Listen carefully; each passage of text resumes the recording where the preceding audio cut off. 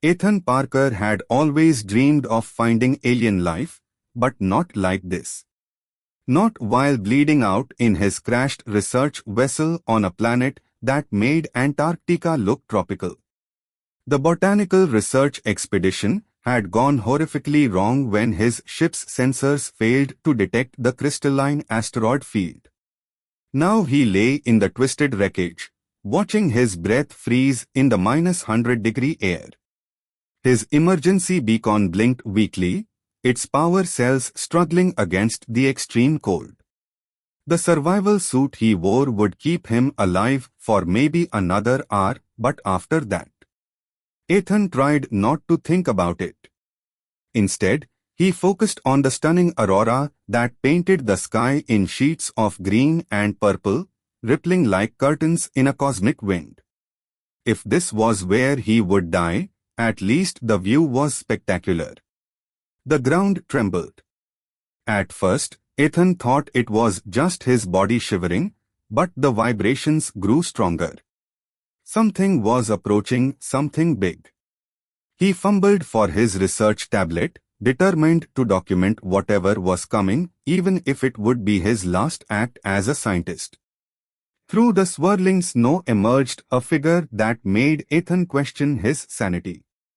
Towering at least 15 feet tall, the being appeared to be female, with skin that looked like polished diamond and hair that floated like fiber optic cables in the wind.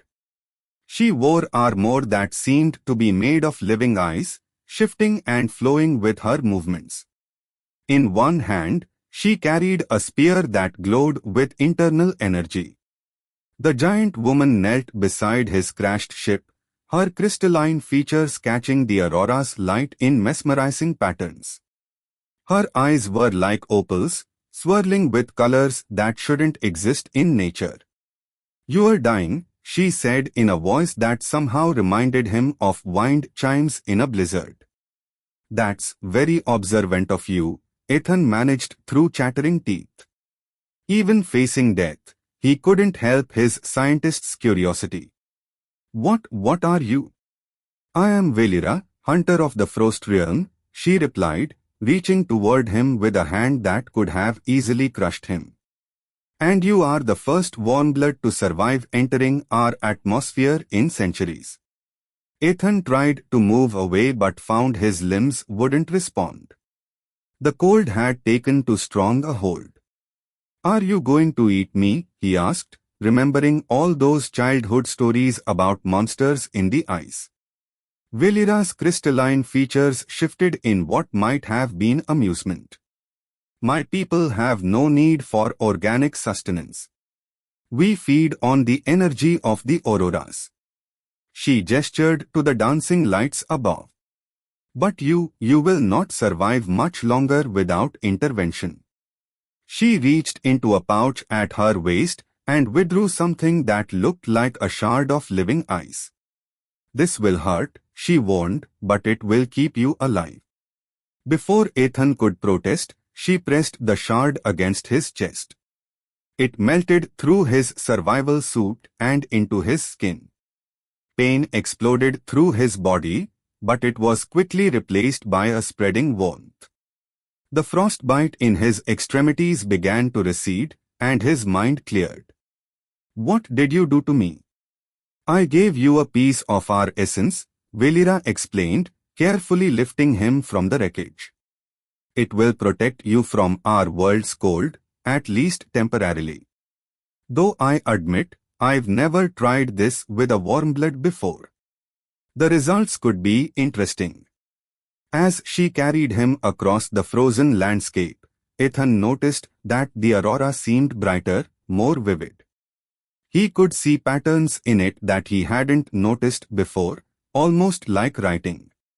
"Your people," he said, his scientific curiosity overwhelming his fear, "you are not just adapted to this environment, are you? You are part of it." Valera's opal eyes shifted to look at him with new interest. "Most warmbloods we've encountered could never perceive that. Perhaps you are different." She paused at the entrance to what appeared to be a cave made entirely of crystal. "Tell me, little scientist, what brought you to our world?"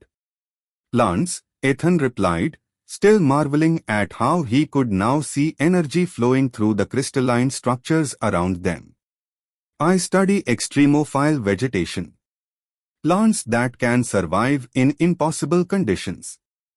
Your world showed signatures that suggested photosynthetic activity, despite the temperatures. I had to investigate."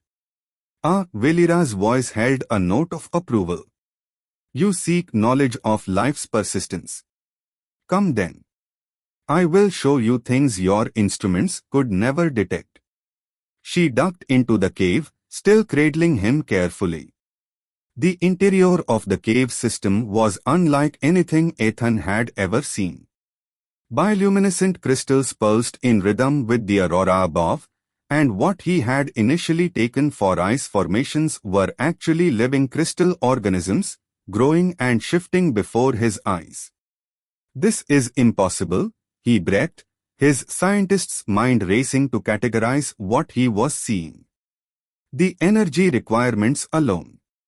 Your understanding of life is limited by your experience with carbon-based organisms," Valira said, setting him down on a platform that adjusted its temperature to keep him comfortable. "We are silicon-based, but that is also an oversimplification. We are living crystals, shaped by the magnetic fields of our world and the energy of the auroras." As the piece of crystal she had given him continued to integrate with his body, Ethan found he could sense more and more of his surroundings. The cave wasn't just a shelter, it was a living entity, part of a vast network that spanned the entire planet. "Your world, it's all connected, isn't it?" "Yes," Valira confirmed, settling beside him with a grace that seemed impossible for her size. "And now, thanks to the shard I gave you, you are connected to it as well. Though I must warn you, no warmblood has ever carried a piece of our essence before.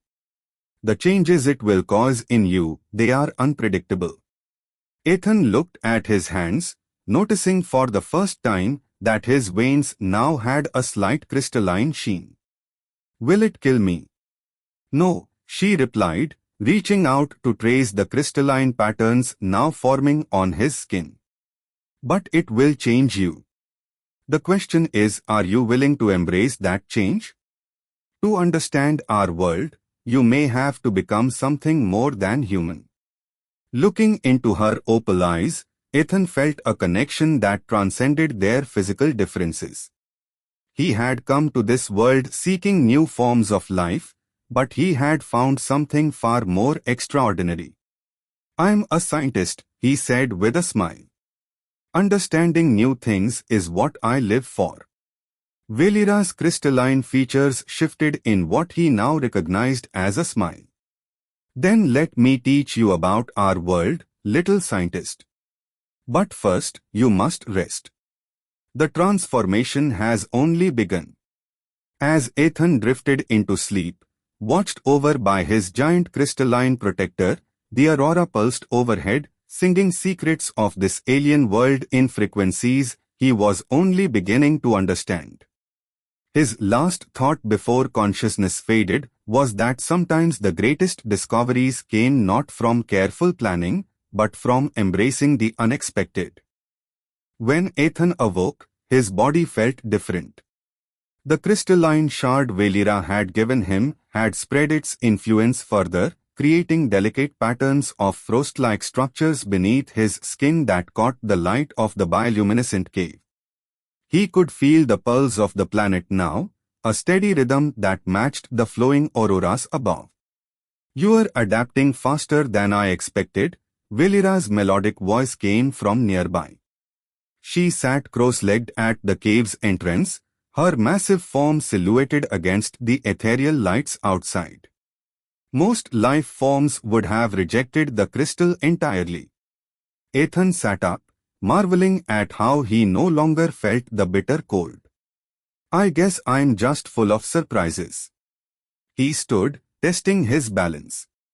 Though I have to admit, this is well beyond the scope of my botanical research. Perhaps, Valera rose with fluid grace despite her size, but you are uniquely qualified to understand what you are experiencing. Come, there's something you need to see. She led him deeper into the crystal cave system, through passages that seemed to respond to their presence, widening or shifting to accommodate them. The walls pulsed with living light, and Ethan realized he could actually sense the flow of energy through the crystalline structures. They emerged into a vast underground chamber that took his breath away. Massive crystal formations rose like towers, each one housing what appeared to be different types of silicon-based life forms. Some resembled trees made of living glass, while others were more abstract, pulsing with complex patterns of light and energy. This is a nursery, Valera explained, her opal eyes reflecting the chamber's glow. Here, we nurture new forms of crystal life. Some occur naturally, others we help shape. She gestured to a particular formation that seemed to be growing in a spiral pattern. This one is attempting to adapt to organic compounds. Much like you are adapting to our essence. Ethan approached the formation, his scientific curiosity overwhelming. The complexity is incredible. The way it's structured, it's almost like it's trying to bridge the gap between silicon and carbon-based life. He turned to Valera. Is that even possible? You tell me, she replied, touching one of her crystalline fingers to his chest where the shard had merged with him. You are living proof that such bridges can exist. Before Ethan could respond, an alarm seemed to pulse through the crystal networks, not a sound, but a vibration he could feel in his newly altered body. Valera's expression shifted to one of concern. What is it? He asked, already knowing it wasn't good. Frost stalkers, she replied, retrieving her energy spear. They normally hunt in the upper atmosphere, feeding off aurora energy like we do. But lately, they've been growing bold, coming down to the surface. She looked at him with concern. Your crash may have attracted them. As if on cue, something massive moved in the tunnels above them. Through his connection to the crystal network, Ethan could sense the creature, predatory, hungry, and definitely heading their way. We need to protect the nursery, Valera said, taking up a defensive position. The young formations are vulnerable. Ethan looked around frantically, his mind racing. The energy flows, he said suddenly. Can we redirect them? Create a barrier? Valera's eyes widened. Theoretically, yes, but it would take immense concentration to reshape the crystal formations quickly enough. Then it's a good thing there are two of us, Ethan said, placing his hands on one of the crystal walls. He could feel the energy flowing through it, and with his unique perspective as both human and crystal-touched, he began to understand how to influence it. Together, they worked to reshape the chamber's crystal structures, Valera using her innate connection to the network while Ethan applied his scientific understanding of energy flows and structural integrity. The crystals responded, growing and shifting to create a defensive barrier just as the first frost stalker broke through. The creature was terrifying, a writhing mass of crystalline tentacles surrounding a core of pure energy. It slammed against their barrier, sending shock waves through the crystal network. But the defense held. Now what? Ethan asked, maintaining his focus on the barrier. Now, Valera said, her spear beginning to glow with accumulated energy, we show it why this territory is protected. What followed was a battle unlike anything Ethan had ever imagined. Valera moved with incredible speed and grace for her size, her spear channeling energy from the aurora itself to drive back the frost stalker. Ethan, meanwhile, discovered he could use his connection to the crystal network to create disruptions in the creature's energy field. Working together, they managed to force the frost stalker back, eventually driving it up through the tunnels and back to the surface. When it was finally gone, Ethan collapsed against a crystal wall, exhausted but exhilarated. "That was incredible," he breathed. "The way you moved, the way the crystals responded." Valera knelt beside him, her opal eyes swirling with emotion. "You continue to surprise me, little scientist. Few of my own people understand the crystal networks well enough to manipulate them as you did." "I just applied what I know about energy systems and cellular structures," Ethan said modestly. "Though I have to admit, this is a bit more exciting than studying extremophile plants." Valera laughed, the sound like chimes in the wind. "Perhaps there's a reason you were drawn to our world." She reached out, gently tracing the crystalline patterns that had spread further across his skin during the battle. "You are changing more quickly now. The connection grows stronger." Ethan caught her hand, marveling at how something so massive could also be so gentle. "I can feel it. It's like I'm seeing the world through new eyes. Understanding things I never could before." He looked up at her. "Including you." The energy in the chamber shifted, taking on a different frequency that made the crystals around them pulse with a soft, warm light. Valera's opal eyes seemed to draw him in, showing him depths he hadn't noticed before. "The barriers between our species," she said softly, "they're not as fixed as we once thought." "Maybe that's not such a bad thing," Ethan replied, feeling the pulse of the crystal network synchronize between them. "Sometimes the most remarkable discoveries come from crossing boundaries we thought were impossible." As they sat together in the glowing chamber, surrounded by the living crystals they had defended together, both knew that their worlds would never be the same. The question was, were they ready for what that change would bring? The aurora above the crystal caves pulsed with unusual patterns, its rhythms disrupted by something Ethan couldn't quite identify. In the days since the frost stalker attack, his connection to the planet's crystal network had grown stronger, and with it came an increasing awareness of subtle disturbances in the world around him. "Something's wrong," he said to Valera, who stood at the cave's entrance, her massive form tense with concern. "The energy flows, they're not just disturbed, they're being deliberately disrupted." "You sense it too," she replied, her opal eyes fixed on the horizon where dark clouds were gathering. The frost stalkers were just the beginning.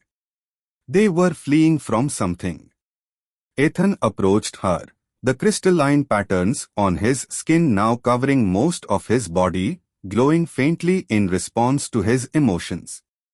He had grown comfortable with his transformation, finding beauty in the way his humanity merged with the crystal essence.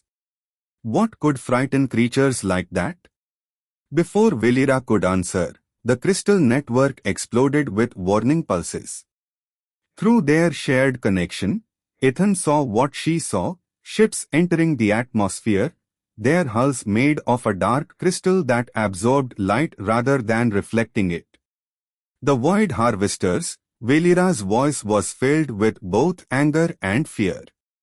"They're an offshoot of my species who rejected our ways of living in harmony with the aurora's energy. They prefer to take what they need by force, draining entire worlds of their crystal essence." Ethan watched as more ships appeared, their very presence seeming to dim the aurora above. "How many of your people know they're coming?" "Too few." Valera retrieved her spear, which hummed with gathered energy. "Most of our settlements are deep in hibernation during this season," conserving energy. By the time they awaken, she didn't need to finish the thought. Then we warn them, Ethan said firmly. The crystal network, we can use it to send a signal they can't ignore. He placed his hand against the cave wall, feeling the complex web of energy that connected everything on this world. Your people might be hibernating, but they're still connected to the network. Valera looked at him with surprise and growing hope. Such a signal would require enormous energy, more than either of us could channel alone. But not more than we could channel together, Ethan said, reaching out his other hand to her. My human perspective combined with your natural abilities, we've already proven that combination can do impossible things. For a moment, Valera studied him, her opal eyes swirling with complex emotions. Then she took his hand, her crystalline fingers enveloping his with surprising gentleness. What you are suggesting is unprecedented. The merging of energies between our species. I think we're beyond precedent at this point, Ethan smiled, the crystalline patterns on his skin pulsing brighter at her touch. Besides, I'm already part crystal thanks to you. What's one more impossible thing? Together, they began to channel energy from the aurora through their bodies and into the crystal network. Ethan's scientific understanding of energy patterns complemented Valera's instinctive knowledge of the crystal formations. Where their powers merged, something new emerged, a harmony of human insight and crystal resonance. The signal they created rippled through the planet's crystal structures, a pulse of pure energy that carried not just warning but understanding. Through their shared connection, they showed Valera's people the threat that approached, the urgency of the situation, and something more, the possibility that different species could work together, become something greater than the sum of their parts. As the signal spread, the hibernating crystal beings began to stir. Deep in their caves, enormous forms shifted, awakening to the danger and to new possibilities. But the effort had taken its toll. Ethan stumbled, caught by Valera's quick reflexes. Easy, little scientist, she said softly, cradling him with a tenderness that belied her massive size. Your body is still adapting to these energy levels. Worth it, Ethan managed a smile, though he could feel the crystal patterns on his skin flickering with exhaustion. Did it work? Did they receive the signal? The answer came in the form of responding pulses through the crystal network, acknowledgements and questions from awakening communities across the planet. But mixed with the responses was something else, something that made Valera's grip on him tighten protectively. The Void Harvesters, she said grimly. They sensed our signal. They know we're here, and they know you exist. She looked down at him, her opal eyes fierce.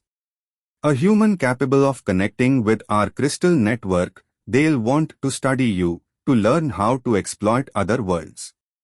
Ethan stood straighter, despite his exhaustion. Let them try. I didn't come across the galaxy, crash on an ice planet, and evolve into a crystal human hybrid just to give up now.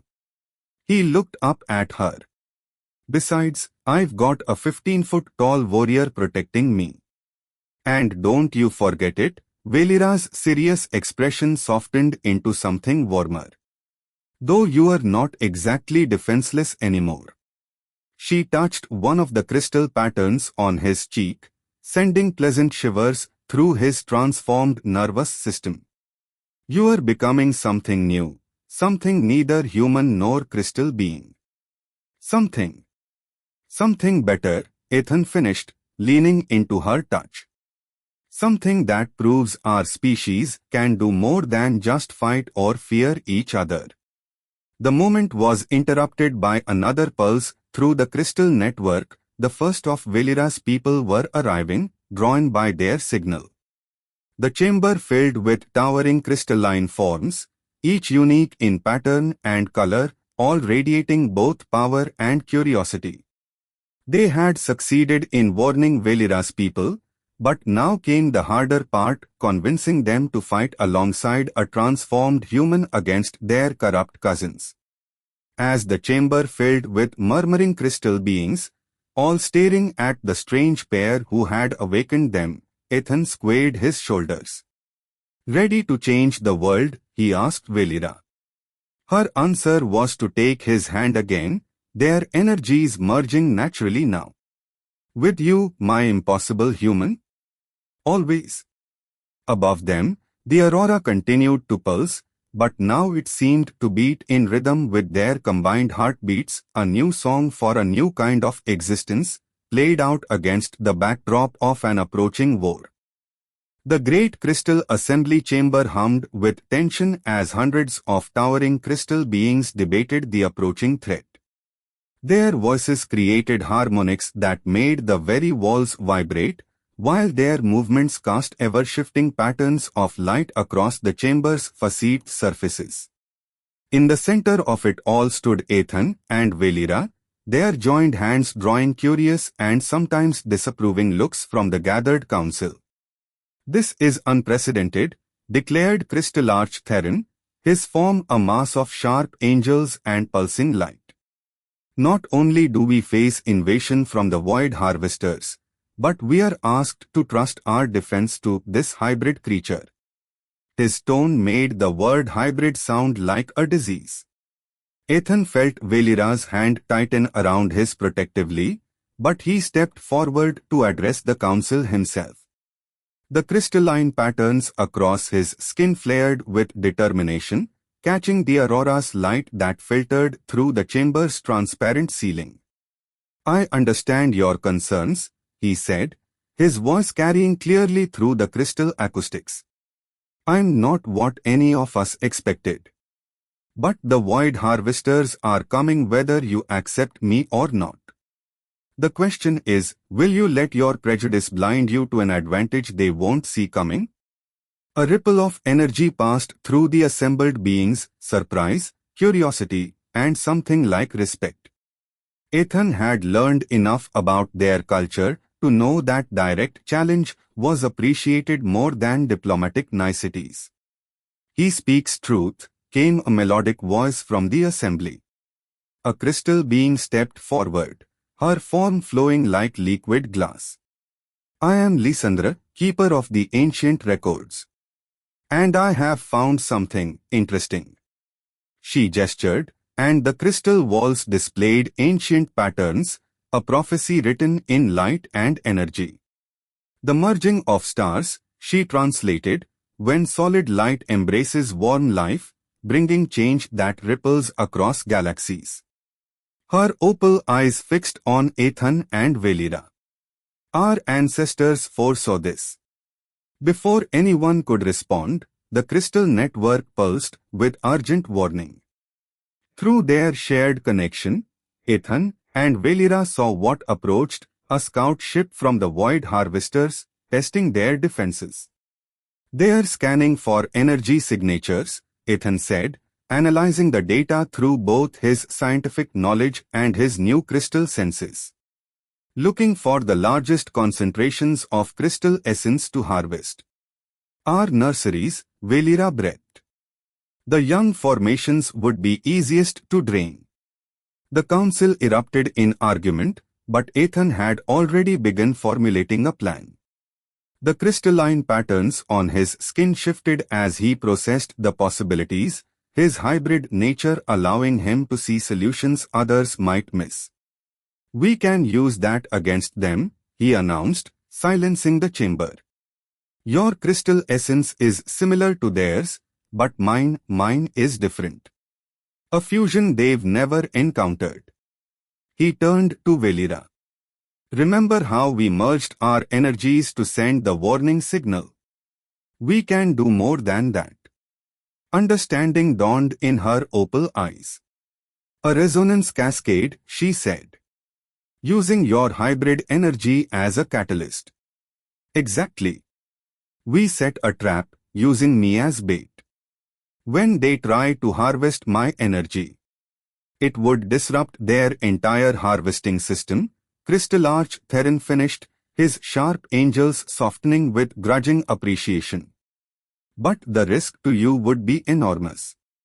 I knew the risks when I chose to accept the crystal essence, Ethan replied, looking up at Valera.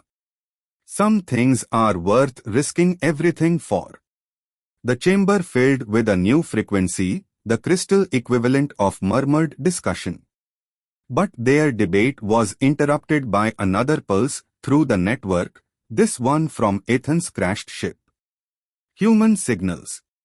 A rescue beacon, Ethan said, reading the transmission. My disappearance hasn't gone unnoticed. They're coming to look for me. His heart tightened at the implications. If they arrive while the void harvesters are here, they'll be harvested for study, Valera finished grimly. The harvesters would learn everything about human physiology, use it to exploit other worlds. The situation had suddenly become even more complicated. Ethan now faced a race against time to protect not only his new home but his old one as well. The crystalline patterns on his skin pulsed with stress, creating interference patterns with the chamber's natural resonance. Valera sensed his distress through their connection. She knelt beside him, her massive form curling protectively around his smaller one. Whatever you choose, she said softly, I stand with you. Even if both our peoples reject us for it. The chamber had gone quiet, the assembled crystal beings watching this display of affection between species with a mixture of confusion and fascination. Ethan realized that they were witnessing something as unprecedented as his physical transformation, the birth of understanding between two fundamentally different forms of life. We don't have to choose, he said finally, his voice carrying in the silence. That's the whole point. We're stronger together than apart. He addressed the council directly. Your prophecy speaks of change rippling across galaxies. Maybe this is where it starts, not with grand gestures, but with the simple choice to see past our differences. Crystal Arch Theron studied them for a long moment, his energy patterns unreadable. Finally, he spoke. The human speaks wisdom beyond his years. And his connection to Huntress Valera cannot be denied. Their energies resonate in harmony I have never witnessed. A pulse of agreement rippled through the assembly. One by one, the crystal beings began to signal their support, their energy signatures merging into a symphony of acceptance. Then we have work to do, Ethan said, standing tall despite his small size compared to the others. We need to prepare a welcome for both our visitors. He smiled up at Valera. Think we can pull off two impossible things at once? Her answering smile was like the dawn breaking over ice. With you, my impossible human? I'm beginning to think anything is possible. As the council chamber erupted into activity, Ethan and Valera began planning their defense of two worlds. Above them, the aurora painted the sky in sheets of light, as if nature itself celebrated this union of different stars, and the changes it would bring to the galaxy. The twin suns were rising over the crystal plains when the void harvesters began their assault. Their dark ships descended like wounds in the aurora, each one larger than the last. At the same time, on the opposite horizon, the lights of human rescue ships pierced the atmosphere, a fleet of Earth's finest, coming to find one of their own. Ethan stood at the entrance of the crystal cave network, his transformed body glowing with accumulated energy. The crystalline patterns that covered his skin now pulsed in perfect rhythm with the planet's core, a testament to how complete his metamorphosis had become. Beside him, Valera's towering form radiated power, her spear humming with gathered aurora energy. "Ready?" she asked, her opal eyes swirling with a mix of determination and concern. "Born ready," Ethan replied, managing a smile despite the gravity of their situation. "Though I have to admit, when I came here to study extreme environment plants, I wasn't expecting to end up preventing an interstellar war." "Life," Valera said with a crystalline chime of laughter, "has a way of exceeding our expectations." She touched his cheek gently. "As you have exceeded mine." Their moment was interrupted by a pulse through the crystal network. The Void Harvesters had launched their first attack. Massive energy drains descended from their ships, beginning to suck the essence from the planet's surface. The crystal beings who had waited in hiding responded as planned, channeling their energy through the network in complex patterns designed to confuse and misdirect. "That's our cue," Ethan said. He reached out through the network, using his hybrid nature to create interference patterns that the harvesters couldn't ignore. As predicted, their sensors locked onto his unique energy signature, something their databases couldn't classify. The largest of the harvester ships altered course, heading directly for them. At the same time, the human rescue fleet detected the enormous vessel and began to move to intercept, interpreting it as a threat to their mission. "They're going to crash into each other," Ethan said, monitoring both approaches through the crystal network. "Unless..." He didn't finish the sentence. Instead, he stepped out onto the crystal plane, his body blazing with light. Through his connection to the network, he began broadcasting on frequencies both human and crystal beings could detect, a message of peace, understanding, and possibility. The Void Harvesters struck first. A beam of dark energy lanced down from their ship, attempting to drain Ethan's essence. But he was ready. The crystalline patterns on his skin flared as he channeled the attack, not fighting it but redirecting it, using the scientific principles he now understood about crystal energy manipulation. The beam connected him directly to the harvester ship. Through that connection, he sent not just energy, but understanding, memories of his transformation, the joy of discovery, the power of cooperation between different species. He showed them Valera's compassion, the crystal being's acceptance, the possibility of taking only what was freely given. The harvester ship's energy beam faltered. Through their shared connection, Ethan felt their confusion, their wonder at possibilities they had never considered. But not all of them were ready to change. The ship's weapons powered up, preparing to destroy this anomaly they couldn't understand. That's when Valera acted. She thrust her spear into the crystal plane, connecting directly to the planet's core. Around them, hundreds of crystal beings did the same, creating a network of power that made the aurora above pulse like a living heart. "Now, my love," Valera called to Ethan. "Show them what we can do together." Ethan placed his hand on her spear, and their energies merged completely. The power of an entire crystal world flowed through them, transformed by their unique bond into something entirely new. A pulse of pure creation energy burst from them in a sphere of light that expanded to encompass both fleets. When it touched the Void Harvester ships, their dark crystals began to transform, resonating with the frequency of life rather than consumption. When it reached the human ships, their sensors recorded something unprecedented, a perfect fusion of organic and crystal technology that defied their understanding of what was possible. The pulse continued outward, touching every crystal being on the planet. Where it passed, the ancient prophecy began to fulfill itself, change rippling across galaxies, starting here, with this moment of connection between different forms of life.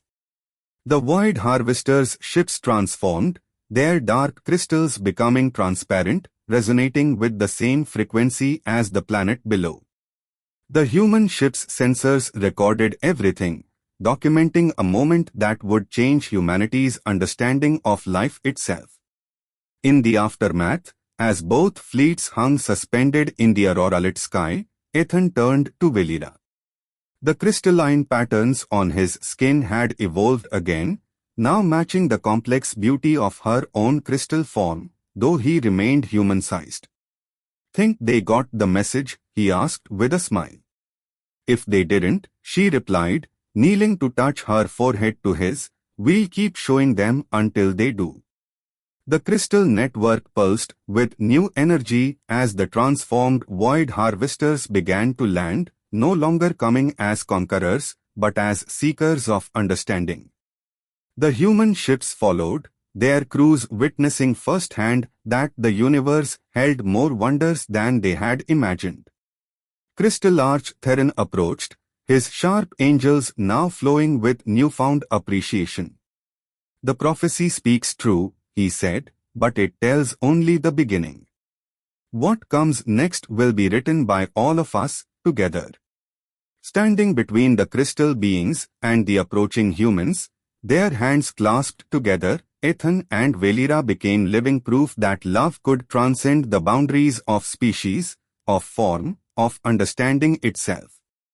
The aurora above painted them in sheets of light, celebrating a future where different kinds of life could meet not in conflict, but in harmony. "So," Ethan said, looking up at Velira with eyes that now held their own opal light, "ready for our next impossible adventure?" Her answering smile was like starlight on crystal. "With you. Always." And as the two fleets settled onto the crystal plains, as beings of different stars came together to learn from each other, as the aurora danced overhead in celebration, the universe itself seemed to hold its breath, watching as a new chapter in the story of life itself began to unfold.